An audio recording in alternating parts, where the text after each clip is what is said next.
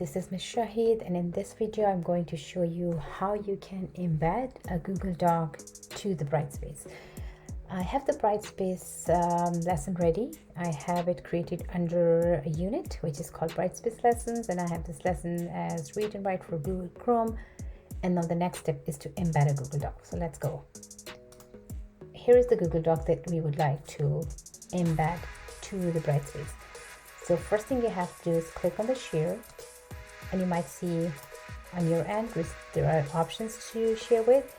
I'm going to keep it anyone with the link and make it more safer by having these boxes unchecked, so editors cannot change permission or share, or viewers or commenters can see the option to download. If we press the boxes, they will give them the permission.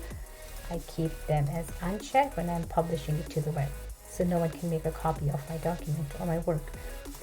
Okay, so once I have this option, these two options checked off, I'm going to click on done. And now that I see it's all good, here's the next step. And the final step is go to file, and you need an embed code here. So right when you go on share, you have two options next to the arrow. Publish to the web is what we're going to be doing here. So to publish to the web, you press on the blue button and check OK. Now your document is published to the web. Under the embed option, you're going to click get the code, and then you go under your lesson, and here we are going to paste the embed code, not on the page when you see right after loading. You just have to go to the source code option, or you can also do that by clicking on insert stuff. I'll show you both ways. First option is source code. So when I press on source code, I'll see this with the line, the cursor is blinking. So I can paste the code here, or I can go another way, which might be easier, and that's where when you click on this insert stuff, and here you have the option enter embed code. So I'm going to enter the embed code right here, and now once I press next, the size of the frame is really small.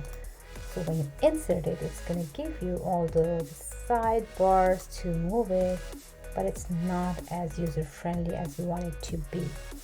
So let's play around a little bit with the code.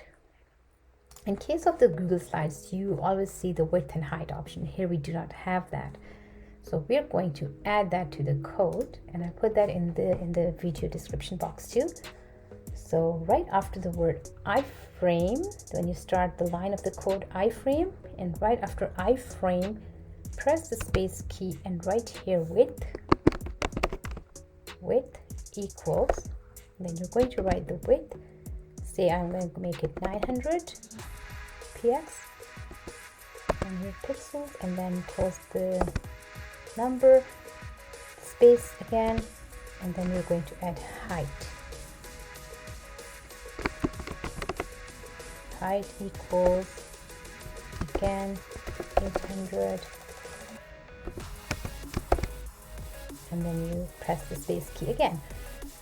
Remember that you have to have a space between the code width, between the code width and height, width and height frame, and definitely width and height, and have to have space between the number when you're closing the line. So before the SRC and right after 800 px. And let's see if this line we added to the code is going to work for us or not. So let's press on save, and it's working, so that's good.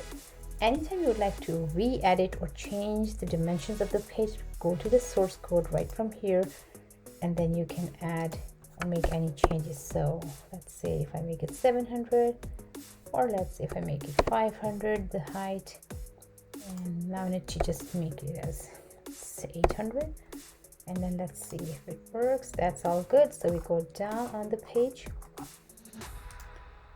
and then you see the option to save and close. So when you press the save and close, it's going to be embedding as a web page here. which looks pretty neat, and it's all good that no one can copy your content. No one can just make a copy if you do not want it to happen. Then always make those changes I showed you. I hope this video was helpful. Thank you so much for watching.